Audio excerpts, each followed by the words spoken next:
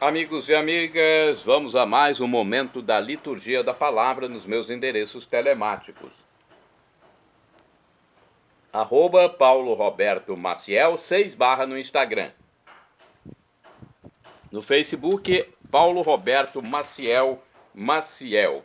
Também você pode digitar @Paulo Roberto Maciel Maciel 7919 e vai direto ao YouTube. Eu tenho ainda o blog repórterpaulomaciel.blogspot.com. Neste vídeo, eu procuro seguir o que Jesus mandou: ide pelo mundo e evangelizai, o que de graça recebestes, deem também de graça. Neste vídeo eu transmito a liturgia referente ao dia 30 de julho de 2025, quarta-feira, 17ª semana do tempo comum, no ano litúrgico C. A cor dos paramentos litúrgicos é verde, conforme eu estou simbolizando aqui. No rito temos a missa à escolha. Pode ser a missa comum ou em memória a São Pedro Crisólogo, bispo e doutor da igreja, no caso, memória facultativa, e a cor é branca, se for feita em memória de São Pedro Crisólogo. Eu sou leitor e animador litúrgico em Colatina, na Catedral. Primeira leitura do livro do Êxodo, capítulo 34, versículos do 29 ao 35. Quando Moisés desceu da montanha do Sinai, levando nas mãos as 2 tábuas da aliança, não sabia que a pele do seu rosto resplandecia por ter falado com o Senhor. Arão e os filhos de Israel, vendo o rosto de Moisés resplandecente, tiveram medo de se aproximar. Então Moisés os chamou, e tanto Arão como os chefes da comunidade foram para junto dele. E depois que lhes falou, todos os filhos de Israel também se aproximaram dele. E Moisés transmitiu-lhes todas as ordens que tinha recebido do Senhor no Monte Sinai. Quando Moisés acabou de lhes falar, cobriu o rosto com um véu. Todas as vezes que Moisés se apresentava ao Senhor para falar com ele, retirava o véu até a hora de sair. Depois saía e dizia aos filhos de Israel tudo o que lhe tinha sido ordenado.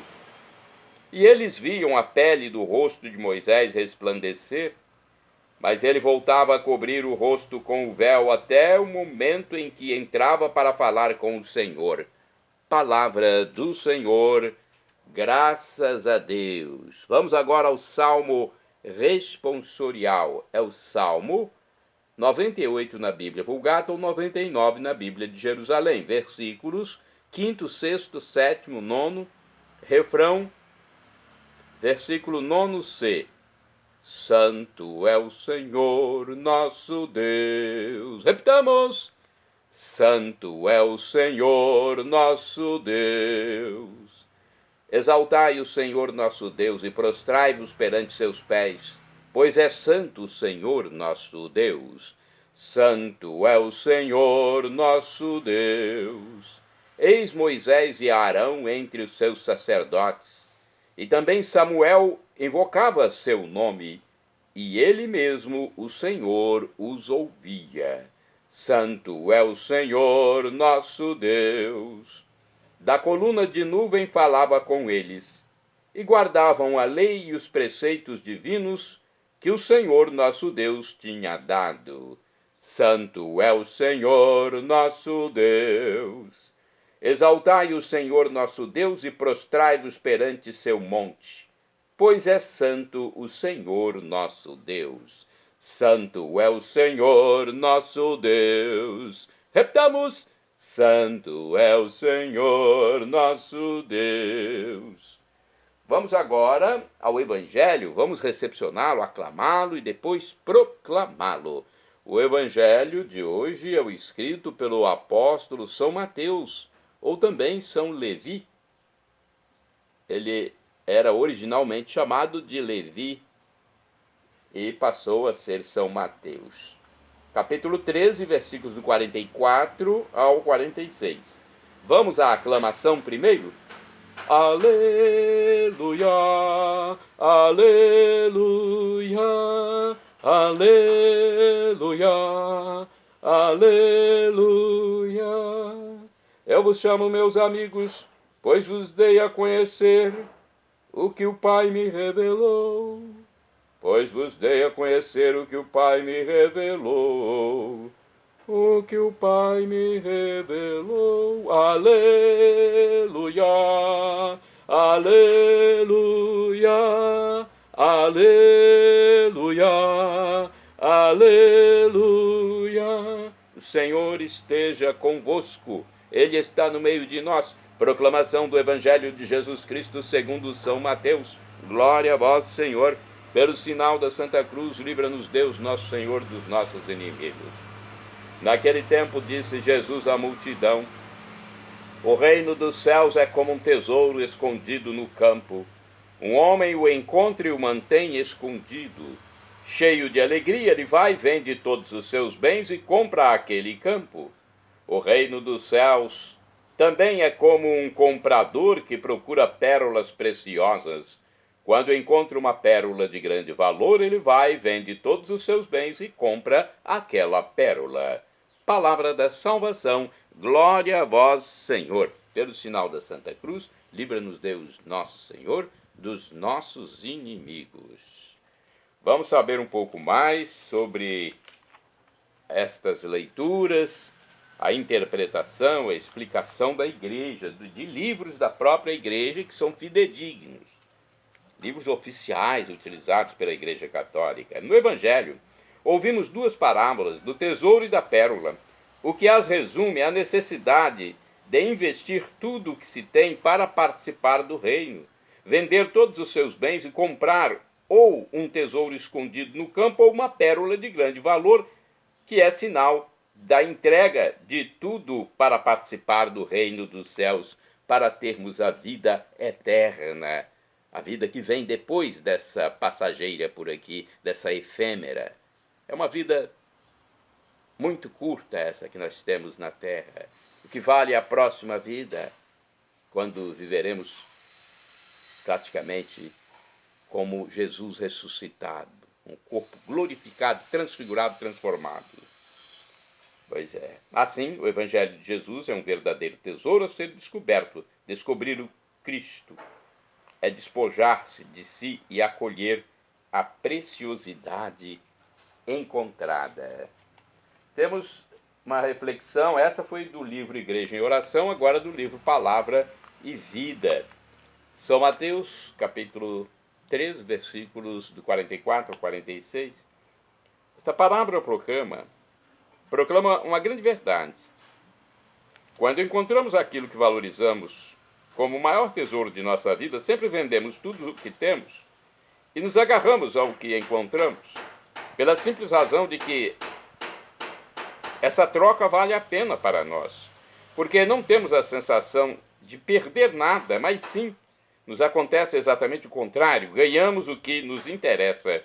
A única questão que deveríamos propor a nós mesmos seria: o que é que verdadeiramente é um tesouro para nós? A família, a segurança econômica, o bem-estar dos irmãos? Triunfar a qualquer preço?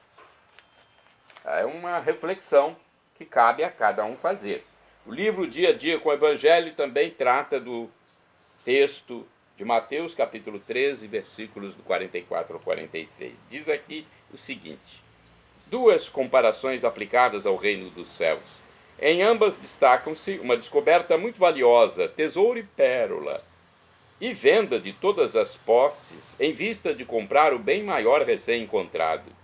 Assim é o reino dos céus, uma realidade de suma importância. Não basta, porém, tomar conhecimento de sua preciosidade, é necessário largar os bens materiais a fim de entregar-se totalmente à nova descoberta. Jesus quer nos enriquecer de bens superiores. Por isso pede que renunciemos aos bens inferiores. O apóstolo São Paulo reconhece, olha o que disse, que coisa bonita que disse o apóstolo dos gentios, o apóstolo das gentes, apóstolo do mundo fora de Israel, fora dos judeus. Considero tudo como perda diante do bem superior que é o conhecimento de Cristo Jesus. Ele diz isso na carta aos Filipenses, capítulo 3, versículo 8. Quem começa a fazer parte do reino de Deus experimenta indizível alegria, com a certeza de estar fazendo a melhor aplicação da sua vida. Quem se digna a entrar nesse mundo acaba tendo revelações maravilhosas.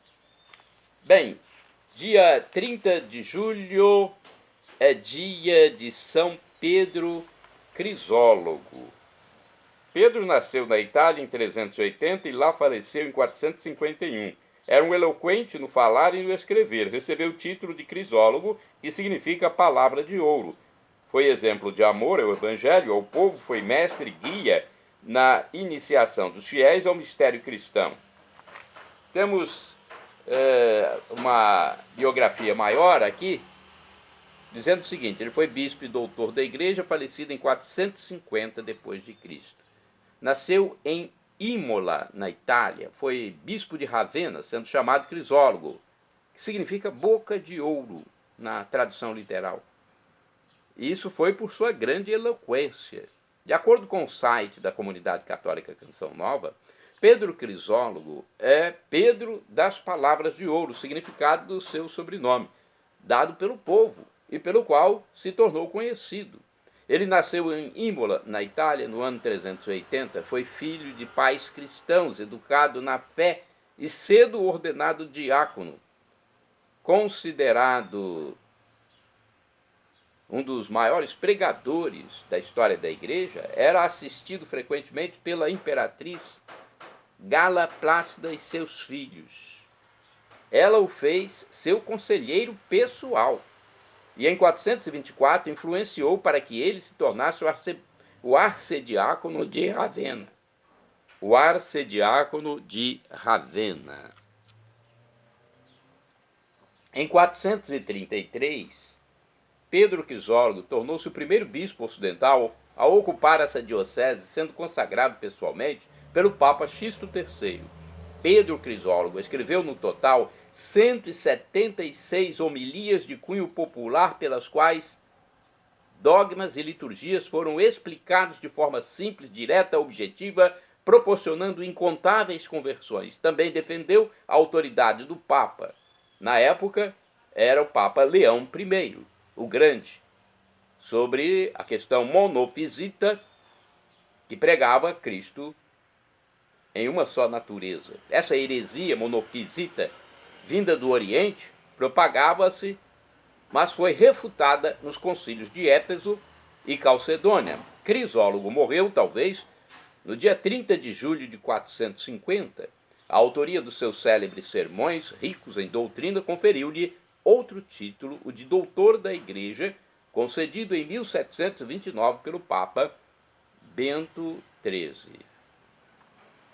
Santas do dia 30 de julho: Santa Máxima, Santa Donatila e Santa Secunda, virgens e mártires, que faleceram em 304, foram mortas na atual Tunísia. Esse fato aconteceu durante as perseguições de Valério e Galiano. Eram líderes políticos da época.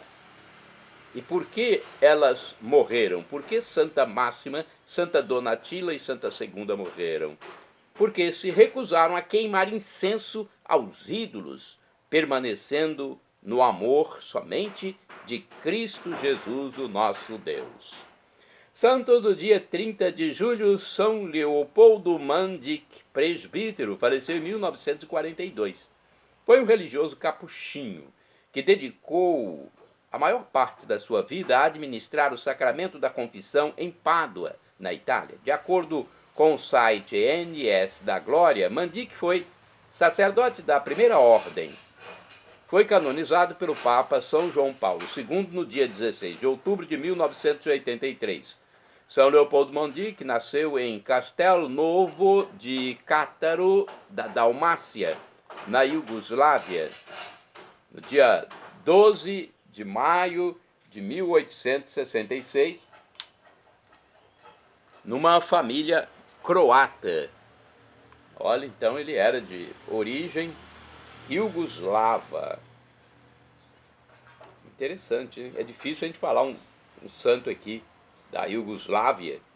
E temos este, então. De vez em quando a gente se surpreende com a origem de algum santo. Família croata. Os pais educaram-no nos mais elevados sentimentos em relação a Deus e aos homens. Quando tinha 16 anos, sentindo-se chamado a trabalhar pelo regresso dos orientais à unidade com a Igreja Católica, deixou a sua casa paterna e decidiu entrar na Ordem dos Capuchinhos, em Bassano del Grappa. Isso aconteceu no dia 2, deixa eu ver a data correta, 2 de maio de 1884. Então foi a data de seu ingresso nos Capuchinhos. Ele queria unir a Igreja Oriental à Ocidental.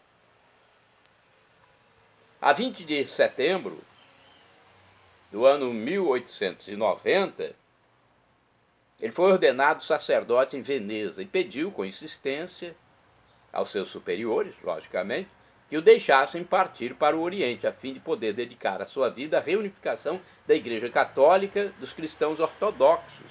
Queria a união entre os ortodoxos com os cristãos do Ocidente. Sua precária saúde não lhe o permitiu e ele teve, assim, que se submeter à vontade dos seus superiores e passou, então, por diversos conventos, entregando-se ao ministério das confissões, até que em 1909 foi destinado ao convento de Santa Cruz, em Pádua, na Itália, com o encargo de atender de forma estável o sacramento da reconciliação, que é a confissão.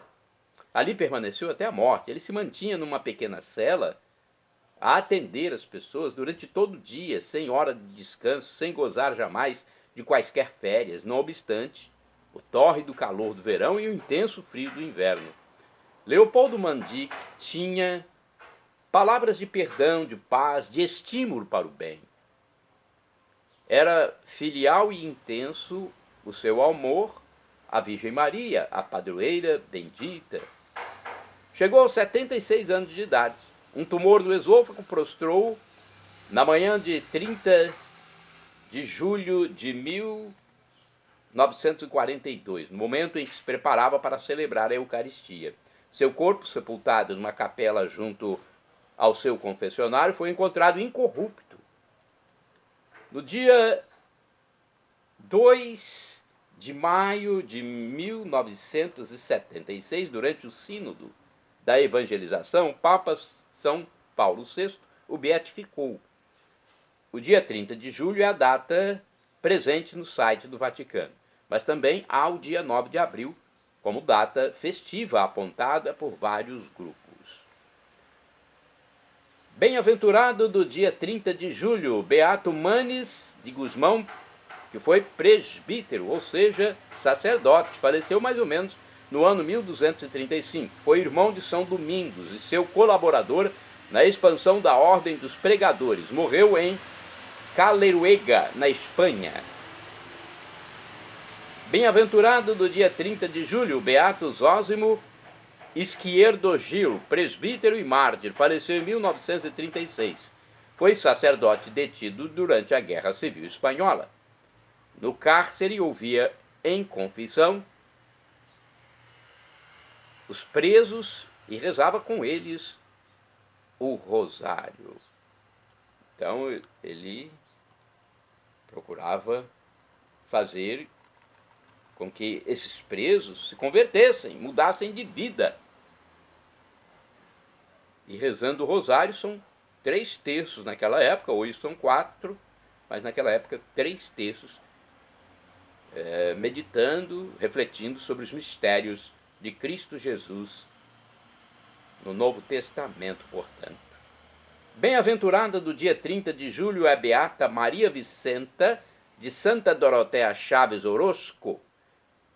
Foi virgem e faleceu em 1949. Fundou em Guadalajara, no México, o Instituto das Servas dos Pobres. Bem-aventurada do dia 30 de julho, Beata Maria de Jesus Sacramentado Venegas da Torre. Foi virgem e faleceu em 1959. Maria de Jesus Sacramentado Venegas da Torre foi uma freira mexicana. Ela fundou a Congregação das Filhas do Sagrado Coração de Jesus. Passou 54 anos cuidando de doentes pobres numa pequena enfermaria. Santa do dia 30 de julho. Santa Julita de Cesareia, falecida em mais ou menos 305. Vamos ver a história dela. De acordo com o site enciclopédia.com, uma homilia de São Basílio diz que Julita era uma viúva rica que vivia em Cesareia, na Capadócia, hoje Turquia. Enganada por um indivíduo inescrupuloso que tentou roubar seus bens, ela o processou. Assim que parecia que o juiz decidiria a seu favor, o homem fez um último apelo perante o fórum, dizendo que ela não devia comparecer ao tribunal, pois era cristã, e quem se recusava a adorar os deuses dos imperadores não gozava de nenhum direito civil. De fato, o edito imperial de 303 colocou os cristãos fora da lei, e o presidente do tribunal mandou levar um altar e incenso e solicitou que Julita sacrificasse aos ídolos, fizesse um sacrifício aos ídolos, aos deuses pagãos. Meu Deus. Ela, no entanto, clamou que meu corpo pereça antes que renegue a Deus, meu Criador. Professando ainda mais ser serva de Cristo Jesus, ela não apenas perdeu seus bens, como foi condenada à fogueira. Aceitando seu destino com calma, Julita sorriu para seus amigos em consolo e os incentivou a também sofrer por Cristo, caso necessário, e se jogou na pira, na fogueira. Dizia-se que o fogo a sufocou sem destruir seu corpo. Dizia-se também que no local de sua tortura brotava uma fonte que às vezes curava os doentes. Santa Julita de Cesareia, rogai por mim, junto a Deus, rogai por nós. Shalom Adonai é uma expressão hebraica que significa a paz de Deus. É o que eu desejo para todos vocês. El Shaddai, também do hebraico, significa Deus onipotente, Deus todo-poderoso. Ele proverá aquilo que você deseja, se for para o seu bem. O professor e escritor de mais de 100 livros da Igreja Católica, Felipe Rinaldo Queiroz de Aquino, em seu canal no YouTube, diz que Deus pode nos dar uma dessas 3 respostas quando suplicamos algo. Sim, não ou espere. A que for melhor, ele nos dará. Afinal de contas, Deus é onisciente, onipotente e onipresente. Até um pai físico na terra, uma mãe física, dá um não para o filho quando percebe que é o melhor. Imagine Deus. Então devemos acatar até os nãos de Deus. Eu recebi muitos nãos de Deus. Na época eu não entendi, mas depois eu fui ver que foram a melhor coisa para mim. Os nãos que eu recebi de Deus foram as melhores coisas para mim. Caso contrário, poderia nem mais estar aqui evangelizando. E agora eu clamo do aramaico, o dialeto de Jesus, Maranatá, como dizemos nós católicos, ou Maranata, como dizem nossos irmãos separados das comunidades evangélicas ou protestantes. Não importa a pronúncia, o significado é o mesmo. Vinde, Senhor Jesus. Um dia ele voltará e será o juízo final. Esteja preparado. Teremos corpos glorificados, semelhantes ao de Jesus quando ressuscitou e entrou no cenáculo sem precisar abrir portas, passou pela parede, podia comer ou não comer, beber ou não beber. Jesus desapareceu num átimo de segundo quando abençoava uma refeição para os discípulos de Maús. Jesus mudou a aparência para Maria Madalena, para os discípulos de Maús e para os apóstolos na praia quando assavam peixe. Fez o milagre da multiplicação, ressuscitado. Teremos um corpo semelhante ao de Jesus ressuscitado no juízo final. E isto vai acontecer para quem for batizado, acreditar em Jesus como Deus no mistério da Santíssima Trindade, que é Pai, o Criador, o Filho Redentor e o Espírito Santo Santificador, e quem se arrepender dos seus pecados, para não morrer em pecado grave que afasta a vida eterna. Perdão, Senhor, pelos meus pecados passados, presentes, futuros, físicos e espirituais, pecados do pensamento, palavras, atos, omissões, e me dê a vida eterna. Meu Jesus, eu quero a vida eterna convosco. Acesse Paulo Roberto Maciel, ou @Paulo Roberto Maciel 6/. Shalom Adonai, expressão hebraica que significa a paz de Cristo Jesus, a paz de meu Deus.